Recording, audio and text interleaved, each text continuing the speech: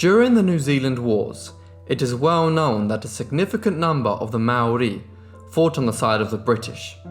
There were even a name for these people, the Kupapa Māori. Less well known is the small group of Europeans that went the opposite way and fought on the side of the Māori. The details of the lives of these Europeans that fought for the Māori are scarce in the topic's literature. However, the exception is the life of Kimball Bent. Kimball Bent was born on the 24th of August, 1837 in Maine, USA. His parents were John Bent, a shipbuilder and carpenter, and Eliza Bagley.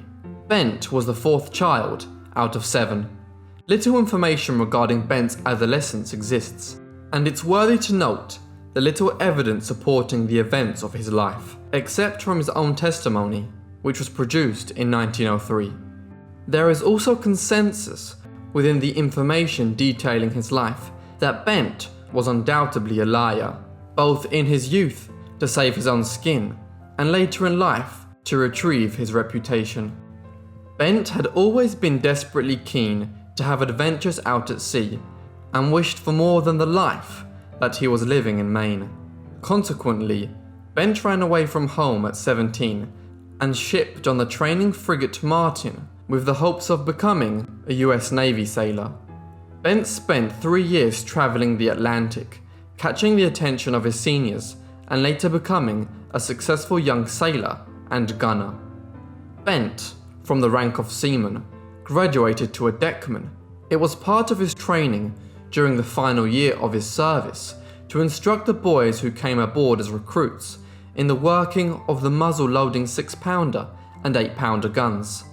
Following his 3-year tenure aboard the training frigate Martin, Kimball Bent was paid off and he returned to Maine. However, upon returning to Maine, Bent was still restless for adventure and set sail for Liverpool, England, where he had a desire to make a life for himself in the old world.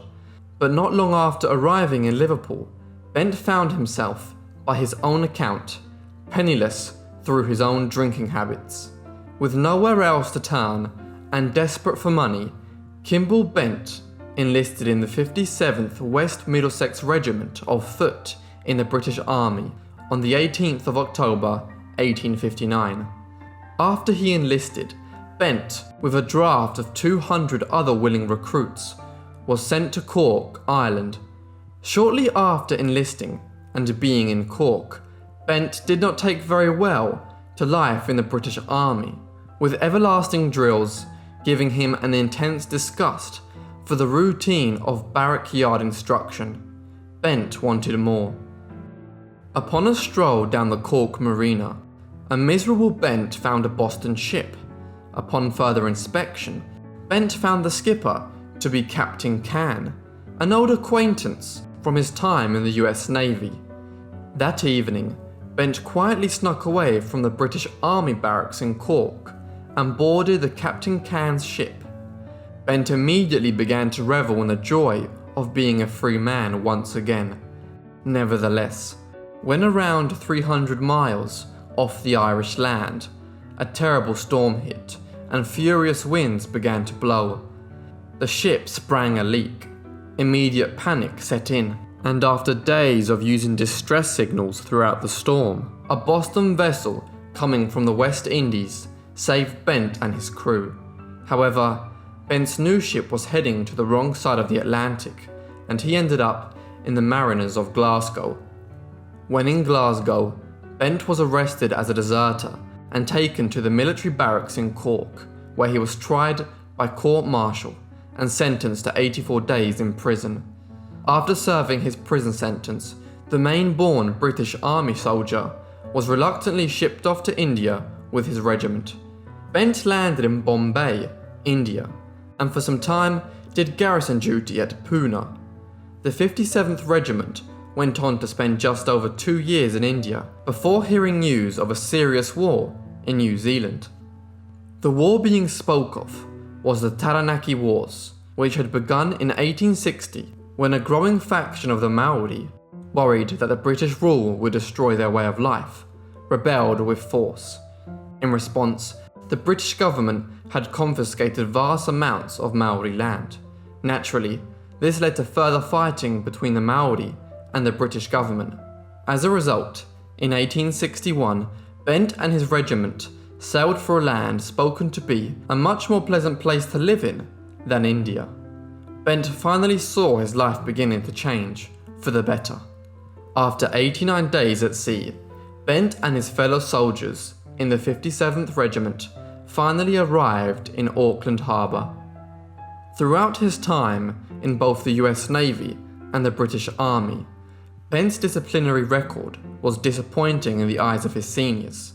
Between June 1860 and June 1865, Bent piled up an extensive list of offences, including drunkenness, thievery, and insubordination. A sergeant of the 57th Regiment described Bent as a man repeatedly punished for acts of petty thievery and drunkenness. It is said that Bent drank even more to cope with the damaging conditions of combat in the bush of New Zealand. His general disobedience and drunkenness ultimately resulted in a prison sentence in Wellington, New Zealand. This was after he received, by his own account, 25 lashes in front of his own company for refusal to obey an order. Following this turbulent experience, Bent was finally finished and decided to desert the British Army in June 1865 while serving in Taranaki. Pretending he wanted to bathe, Bent left his soldiers of the 57th Regiment and made his way to a nearby river. He tried to swim through it, but found the current to be way too strong. Instead, he bashed and cut his way through the ferns along the riverbank until he was exhausted and couldn't go any further. He soon encountered a local Māori chief of the Ngāti Ruainui Iwi on a pony in South Taranaki. "Take me with you," Bent begged. After a little consideration, the chief asked, "What's your name, Pakiha?" This Māori term refers to the white inhabitants of New Zealand. "Kimball Bent," he replied. "Too hard," said the chief. "We give you more better name. Good Māori name, if my tribe don't kill you." The Māori tribe did not kill Bent. In fact, Bent was kept as a servant and protected, eventually becoming accepted as part of the local tribe and forcibly married to a native woman. His attraction to combat led him to fall in with Tito Kawaru's followers in 1867, and Bent fought with them against the British in what became the Tito Kawaru's War. Bent remained with the Maori forces for the rest of the war until their defeat in 1869. While at Otapawa village, Bent mainly helped the Maori to strengthen their defences and to aid healing their troops.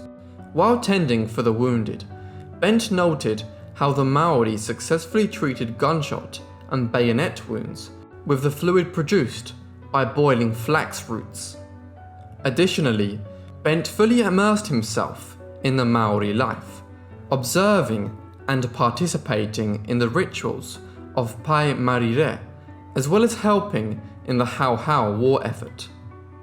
Bent also met other deserters and captives, including Humphrey Murphy from the 57th, who was later executed as he planned to murder a chief who had treated him bitterly. It is understood that any deserter had to earn their position within the camp, and Bent definitely did so, proving time and time again that his allegiance was with the Maori and not the British Army. Bent was first taken before the prophet Te Ua Haumene, who was described by Bent as a strongly built man in his 40s who carried a taiaha and wore European clothing. Bent maintained that Te Ua took him under his wing, shared local food with him, gave him a flax cloak, and even some tobacco. After spending time with Te Ua Haumene, and then some time with Tito Te Hanataua, Bent was handed on to the Maori chief Rupe following the war, where he stayed from 1866 until 1878. During his time with Rupe, Bent was given Roop's daughter Rihi for a wife, after Bent cured Roop's son of a serious illness. Rihi and Bent lived together happily for nearly 3 years and had one child together. However, their child died, with Rihi herself dying soon after. Following this tragedy, the records of Bent's life are jumbled and ambiguous. It is widely agreed, and most suggest, that he continued to live among the Māori at Rukumoana, where Roop's granddaughter became his wife. During this time, it is understood that Bent spent the best of his later years working in several trades, including a builder, fisherman, tattooist, and confectioner. This is supported by an isolated report in 1886 describing him baking and decorating 6 large wedding cakes and 60 smaller ones for the opening of a meeting house at Hokorima. Bent remained a wanted deserter, with a price on his head for numerous years. However, eventually the authorities stopped looking for him. It is suggested by some that relatives got in contact with Bent and tried to persuade him to return to Maine. However, he refused to go until he could establish his innocence of the charges made against him. Bent always believed he did the right thing until his final days, and he managed to win some public sympathy through the efforts of James Cohen. In 1903, New Zealand journalist James Cohen met an old man with an astonishing story. He was American, yet Cohen said that after decades of living amongst the Māori and avoiding British and other European settlements, he was barely able to speak English. This old man was Kimball Bent. After believing his life story should be heard around the world, James Cohen wrote a book entitled The Adventures of Kimball Bent, a story of wildlife in the New Zealand bush. His tale was verified with survivors from both sides of the conflict. On the 22nd of May 1916, in Wairau Hospital, New Zealand, Kimball Bent died. Following his death, and majorly due to Cohen's book, The Adventures of Kimball Bent, Bent was fictionalized by both Maurice Shadbolt in the 1990s historical novel Monday's Warriors, as well as the 2011 graphic novel Kimball Bent, Malcontent, The Wild Adventures of a Runaway Soldier in the Old-Time New Zealand by Chris Gross. Even to this day, Bent remains in the minds of those with an interest in histories of both the British Army and the Māori, and is remembered for his interesting life and characteristics of a true individual. Thank you everyone for watching and listening to this video on Kimball Bent. I hope you enjoyed. If you did, leave me a comment and a like, and if you're a new one, subscribe. Make sure to have the notifications on to hear all my stories. I did my best job with the New Zealand pronunciations. I looked up as many as I could, but some weren't available. Anyway, I'll see all of you in the next Forgotten Life. Thanks!